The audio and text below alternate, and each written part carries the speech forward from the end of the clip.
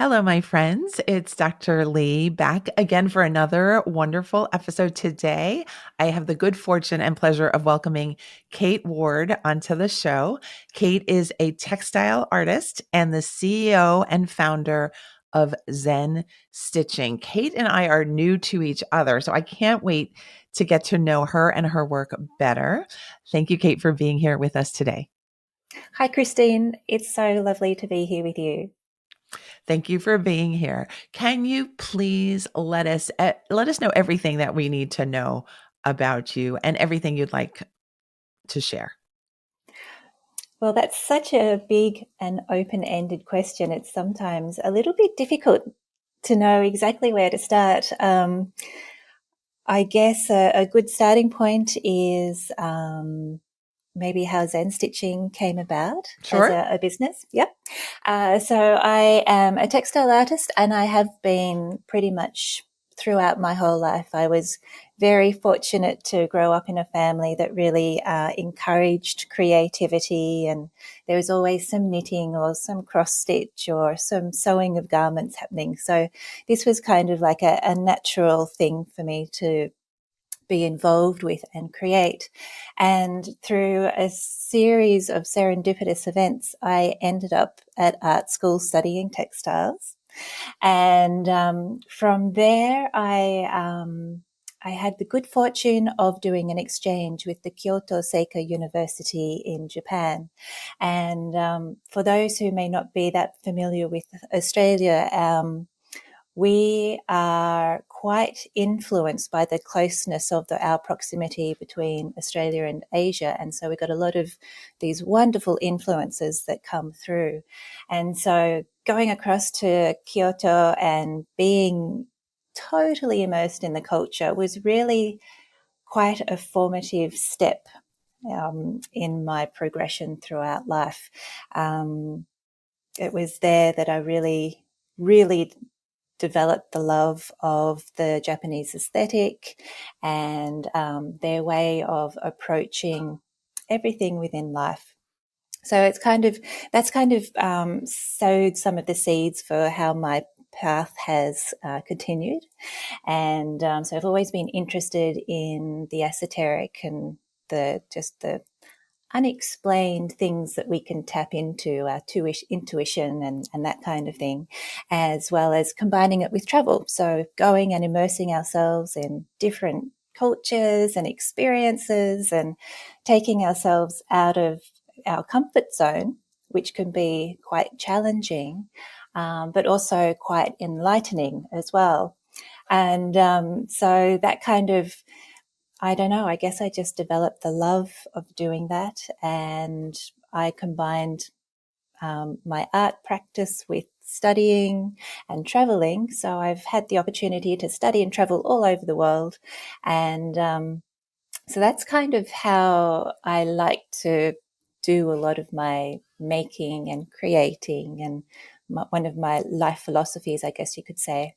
And then the Zen stitching bit came into play because probably about 10 years ago, I was doing some teaching. In fact, I was doing a lot of teaching, and I'd teach an adult education course here, and I'd rush around and I'd teach an adult education course there. And there was lots of rushing between all of these part-time teaching jobs that I had. And one of the courses that I was going to teach, I was asked to create a sampler ahead of the course so that people had an idea of what they were going to learn. Because up until then, I really did do it by the seat of my pants. And I was like, oh, okay, I guess I can do that. So I had to try and squeeze this, creating this sampler in between everything else. And it was during that time, and I'd forced myself to sit and stitch. And I came to realize quite quickly that I actually really enjoyed the process, and through the sitting and the stitching, it really embodied a sense of calmness and centeredness and a feeling of well-being. And it was just through those experiences that Zen stitching came about. I'm like, this stitching brings me peace. And yes, that's kind of how it all began. Wonderful. So regarding the teaching that you were going to one class and the other class, you weren't teaching stitching necessarily, or that was just a small piece of what you were teaching, and then the stitching became the main focus for you? Yes, that's right. So, because I have a lot of experience and a lot of textile techniques, I was teaching screen printing on fabric and shibori dyeing with indigo and natural dyes and, a whole gamut of things. And it was when I sat down to do the stitching, that's when I really decided that's what I really wanted to focus on, because I really did enjoy the process of that creativity and stillness. Wonderful. Did you feel that you needed that in your life at that time? That maybe some emotional factors or some stress factors or um what were, I guess I'm asking what your emotional state was and what the improvement might have been, if I may ask. Absolutely. And that's a really good question. So, yes, I was busy juggling a lot of things, and there wasn't much downtime or me time. So it was kind of thinking about what had to be done and then moving to the next thing, and without much space in between. So it was, I don't know if stressful is quite the right way to describe it, but it was definitely hectic, like it was just something had to happen, then another thing, then another thing, then another thing. And so the ability to sit still.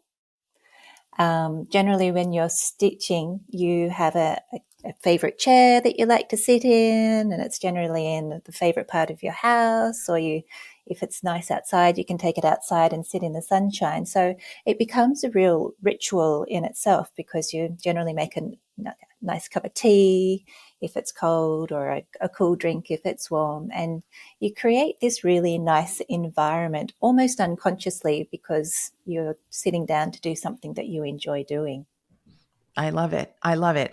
You're making me think about a bunch of things, including the COVID era and how everyone had to, I guess most people had to be inside and to find different activities for themselves. So I'm wondering what happened to your business and the interest in your work during the COVID era. But also the other thing I'm thinking is how common it is for people to feel like they don't have any time in Mm. between and that they almost shouldn't bother looking for it because how is that ever going to work?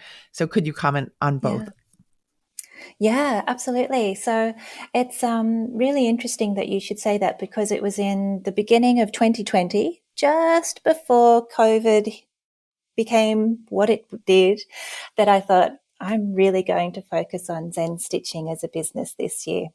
And I was really interested in the online model.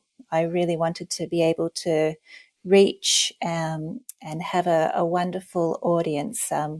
One thing I haven't shared with you yet, although you can probably tell, is I'm Australian by birth, and I've got quite the accent. And so I've got a lot of friends and followers in Australia, as well as here in Nova Scotia.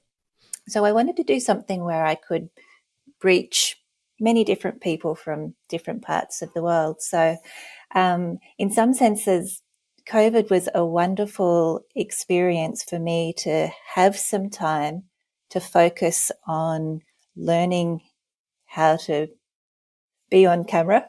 I don't know about you, but I was so nervous the first time I had to get on Zoom or anything like that. Mhm. And which is funny. I think we're all kind of quite comfortable with it now. Yes. Um,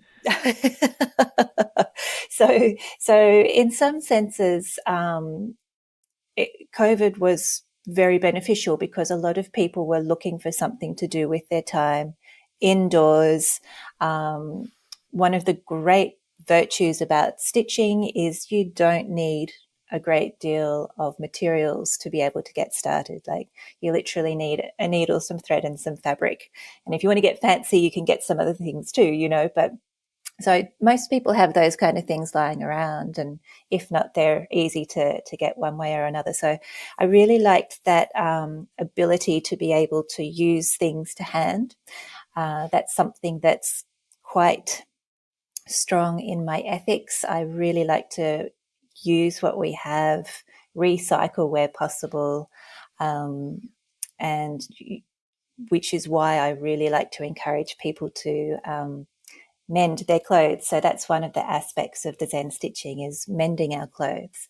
Um, so that's kind of how that came about. Not to mention just soothing, or how soothing the stitching is. So because COVID was so stressful, particularly in those first couple of months where we just didn't know what to expect, the ability to be able to sit and create and let the mind be free whilst the hands were busy was really beneficial as well.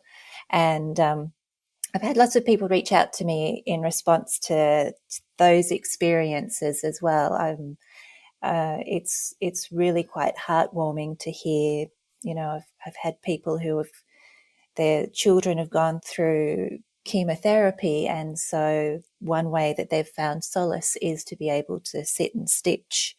And another friend has lost her father recently, and so her way of working through her grief was to be able to sit and stitch. So it's really wonderful how it touches on many aspects of healing, um, as well as providing an outlet for creativity at the same time.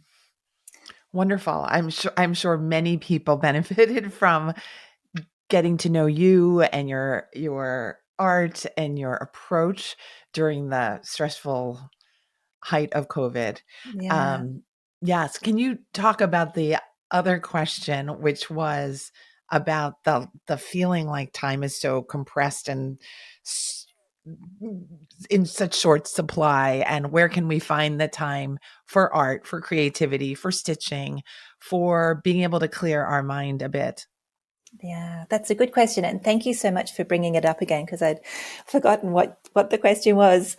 And it's such a good question, because I think it's something that a lot of us really do struggle with, this feeling of not enough time, and being overwhelmed and trying to squeeze everything in, and how can we possibly do it all. And um, I think it's really helpful with, for me, and with the way I like to approach things, is two different angles to that. So one is, I have a morning routine where I like to get up and I'll do some journaling, and I'll do some reading, and I'll do some meditation, I'll do some exercises, and I'll also do some stitching. So that is part of my gentle waking up practice in the morning. And that has come about from me consciously deciding to get up a little bit earlier every day and giving me some me time, which I find if I do that, the rest of the day just goes really smoothly. Not all of us have the luxury of being able to do that. But that's one way that I've been able to make a point of including some creativity into my life, because generally, come 7 o'clock, the world's awake and everybody else wants your attention, and you can very easily get sidetracked by all of the different demands that are placed on you. So just that little bit of time in the morning is really helpful. But the other really great thing too is, say you're not a morning person, but you're really interested in being a little bit more creative. If you break your segments or your projects into 5 or 10 minute segments, it suddenly makes what seems like it could be a really overarchingly immense project. And if you do just a little bit on a daily basis, it makes it so much more approachable. Now, I know that even that kind of can sound a little bit like, well, how do you do that? So, for example, if I'm doing some stitching, one day it might literally be getting the fabric. looking through my fabric stash, finding something that I want to work with, that kind of thing. So literally just doing that. And then the next day might be, because I do a lot of the Sashiko stitching, it might be drawing up the pattern. So spending a little bit of time putting that together. And then, so you're kind of doing things incrementally, step by step, rather than trying to find time to spend a whole day doing it, which even I, who aspire to do that in my art studio, it never happens. Yes. Whereas if you break it into smaller bits, it's so much more achievable. Yes. And then, Beautiful. and that's sorry. One last thing I thought about with all of that is then once you've got it prepared, you can put it in your handbag, or in a pocket or something like that. And then if you've got 5 minutes waiting for the bus or the doctor's office or whatever, you can pull it out and do some stitching. And it's amazing how quickly you can get lost in your own reverie when you're doing that. And it's much more soothing than scrolling through Instagram or, any of the socials. I love this. You, as soon as you started talking about breaking things down into 5 to 10 minute segments, I thought, wow, stitching is perfect for that, actually, because it's not like oil painting and watercolor. It's you don't have to put away everything. It's just you could just stop, put it away, be at peace with that, and then pick it up whenever you next can. That's beautiful. Yeah. Can you describe what Sashiko stitching is? You mentioned that and Yes. that technique. And is there a philosophy behind that technique? Yes, yes, absolutely. So Sashiko stitching is a form of Japanese textiles or embroidery. It started maybe 400 or 500 years ago, of coming from a place of need or necessity. So to break it down even further than that, at its core level, it's mending and reinforcing fabrics. And through as time has developed, these stitches have become very beautiful patterns as well. So not only are they stitching that is mending your clothes or mending holes in garments, but they also have evolved to become quite intricate stitches.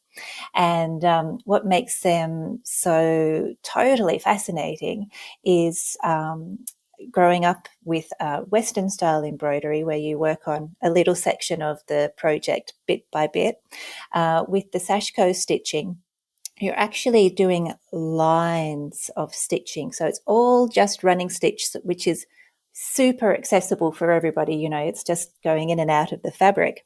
But you're doing these lines of stitching, which really help to reinforce the fabric. So if you think of the way fabric is woven with the warps and the wefts, it's doing that. So it really gives a lot of extra strength to the fabric. So that's in essence what Sashiko is. It's this very beautiful and ornate way of embellishing textiles, which is generally what it is used for now. But when it evolved, it was coming from necessity. Fabric wasn't readily available. It evolved in the lower classes of Japanese society, so there are a whole lot of rules and regulations about the length of the stitch and the colours that could be used and all that kind of thing. So it's quite a very beautiful art form. Wonderful. Now comes a slightly different kind of question. I guess I'm wondering how your focus on stitching and the arts has reinforced you and your strengths. Oh, that's a really good question. Um, I would have to say that being grounded is incredibly important. And as an artist, perhaps, but I'm sure many people experience shiny object syndrome, where you want to do this and you want to do this and you want to do this, and there's all these things that you are on the want to do list.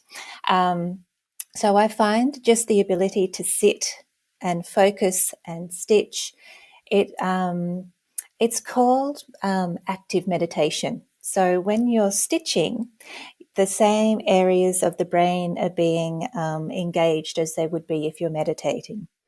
So it really is a great way to become focused, I guess you could say. And it's a way of being able to think through things without focusing on the problem. I know that doesn't really make sense, but it's kind of like, when you're having a shower and you're not really thinking about anything at all. And then the solution to yesterday's problem suddenly comes to mind, it's that kind of thing, because you get lost in a reverie whilst you're creating, and these thoughts just kind of come to you. So I've found that through the stitching process, it's just so beneficial on so many levels. I used to think it was a guilty pleasure, but I now have the science to back me up that it's actually really beneficial too. I love this conversation. I could go so many different directions here.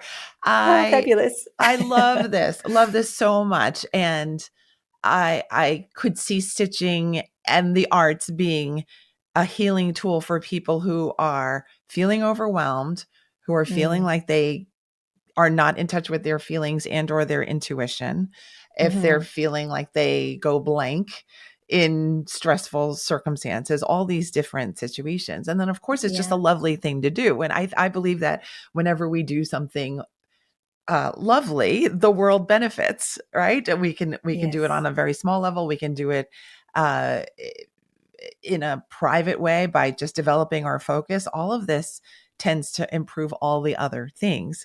Yeah. So thank you so much for describing the beauty of what you found and what you currently enjoy and teach other people.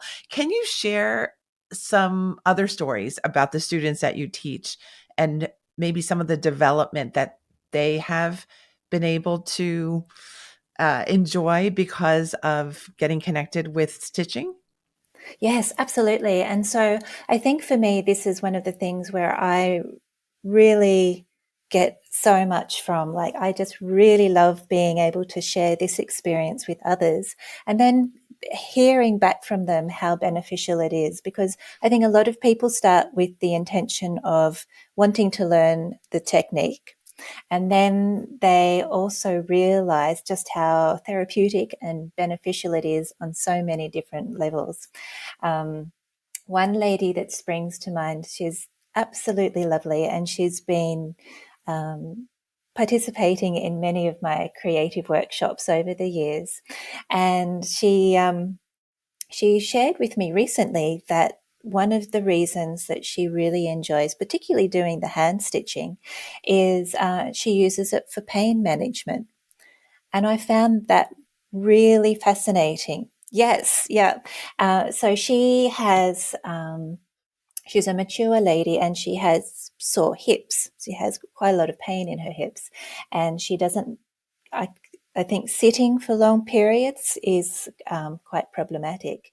So she doesn't want to take traditional or a lot of medication to combat this. So her way of being able to alleviate the pain is through stitching. And I can totally see how that would be the case, because you're taking your focus from your bodily pain awareness and you're channeling it into this creative process. And I think sometimes, even without trying, you just kind of become focused on what you're working to at hand. And so you have the focus and the concentration, but also the enjoyment of creating as well, like what you're saying, and the ability to create something beautiful to share with the world. So she has found that stitching has been so beneficial for her in that sense, just being able to channel her energies away from her pain and into creating beautiful objects. And it's stories like those that I find are so heartwarming. Like, I love to be able to share the love and the benefits with others. And the other one that really that springs to mind and really touched me was there was a lady, an Australian lady. So she reached out to me afterwards and she said, I really enjoyed your making Zen program. So that's another aspect of what I do. Um, and it's an online event, and there are lots of different textile artists, and they all share what they like to create with others. And this Australian lady wrote in and she said, I was in New York. My son was undergoing chemo, and I found that through the making process, it helped me soothe my anxieties of the process that her son was going through. And just through that process of focusing on what she was doing with her hands helped her really work through her feelings and her emotions whilst he was undergoing this treatment. And it just was incredibly touching to hear her say that it had helped her work through this process. And then it turned out that where she's from in Australia is literally just down the road from where my dad is. So it's just this another lovely serendipitous moment where we kind of know many wonderful people through the internet. That's amazing. That's amazing. So you just described in just the first two stories that stitching can help to alleviate both physical and emotional pain. This is Mm, incredible. I can see myself telling my colleague about you, at least one of them, and I'm sure our listeners are really thinking about who they can connect you with and who they can help through the arts and through yeah. more mindful use of our time and our hands. I love this. I love this so much. Kate, thank you so much for sharing this beautiful part of the world with us. Can you please share with us now how our listeners can stay in touch with you, start to work with you, and learn with you? Yes, absolutely. So you can find me on the socials at Zen Stitching. And I'm also online, zenstitching.ca. And I've put together some information for you and your listeners who might be interested in learning a little bit more about the Sashiko and the Zen Stitching. So if you go to zenstitching.ca/friend, then you'll be able to find a whole lot of information on how to get started into this wonderful world of textiles and creativity. Thank you, Kate. I know you're going to get a lot of new followers and friends through this episode. I so appreciate your time, your energy, and the love that you're spreading. Thank you so much, Kate. Oh, it's wonderful. Thank you so much for your time today. It's been absolutely delightful. Thank you. All right, my friends, you know what to do. Support Kate, support yourself. Keep listening to the podcast and just know that there are options for you if you're feeling stressed, if you're feeling time stressed, if you're feeling like you can't have fun. Really, all we need is 5 minutes at a time and keep your ears open to these podcast episodes. So thank you, Kate. Thank you, everyone, for listening. I'll see you next week. Bye bye. Bye bye.